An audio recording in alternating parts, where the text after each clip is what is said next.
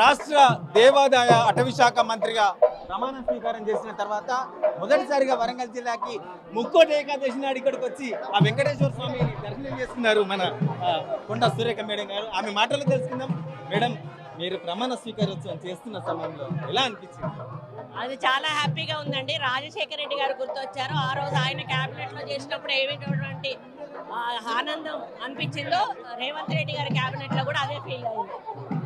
గతంలో కూడా మంత్రిగా చేశారు, మళ్ళీ అవకాశం దొరికింది మంత్రిగా ఈ ప్రజలకు సేవ చేసుకునేందుకు. ఎలా ఫీల్ అవుతున్నారు అండి? మాకు ఇచ్చిన శాఖలు కూడా చాలా మంచి శాఖలు.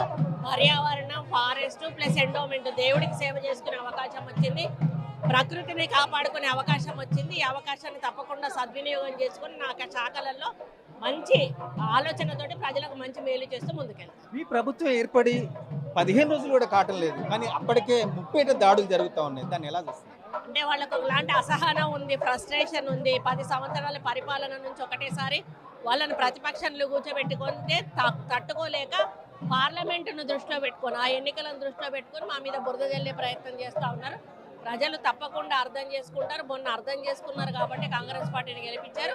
వాళ్ళు చేస్తున్న ఇప్పుడు అవి ఆరోపణలను కూడా వాళ్ళు అర్థం చేసుకొని పార్లమెంట్లో కూడా మమ్మల్ని మెజార్టీ సీట్లతో గెలిపిస్తారు. శ్వేతపత్రం విడుదల చేశారు, వారు కూడా దానికి ప్రతిగా మరో పత్రాన్ని విడుదల చేయడానికి ప్రయత్నాలు చేస్తున్న పరిస్థితి ఎలా చూడాలి? మేము ఇచ్చింది వాళ్ళ గవర్నమెంట్లో చేసిందే కదా, వాళ్ళు చేయడానికి ఉంది, అదే సేమ్ ఉండాలా?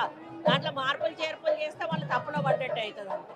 వరంగల్లో చాలా మార్పులు చేయాల్సి వస్తుంది, చేస్తాను, చాలా ఎంక్వైరీలు కూడా చేయించాల్సింది అని చెప్పి మీరు ఎన్నికల ముందు చెప్పారు. ఏం చేయబోతున్నారు? ఇంకా మేము రివ్యూలు పెట్టుకోలేదండి. రివ్యూలు పెట్టాక మా దృష్టికి ఏదొచ్చినా కూడా వాటి మీద సరైన ఆరోపణలు ఉంటే వాటిని ఎంక్వైరీ చేయించి చర్యలు తీసుకుంటాం. ఇవాళ చూస్తున్న మొత్తానికైతే కొండా సురేఖ ప్రమాణ స్వీకారోత్సవం చేసిన తర్వాత మొదటిసారిగా వరంగల్కి వచ్చి ఇక్కడ వెంకటేశ్వర స్వామి టెంపుల్లో దర్శనం చేసుకున్నారు. అయితే ప్రభుత్వాన్ని అడ్డుకట్టు వేయడానికి ఎన్నో ప్రయత్నాలు చేస్తున్నారు, కానీ ఈ ప్రభుత్వం ఎదుర్కొంటుంది.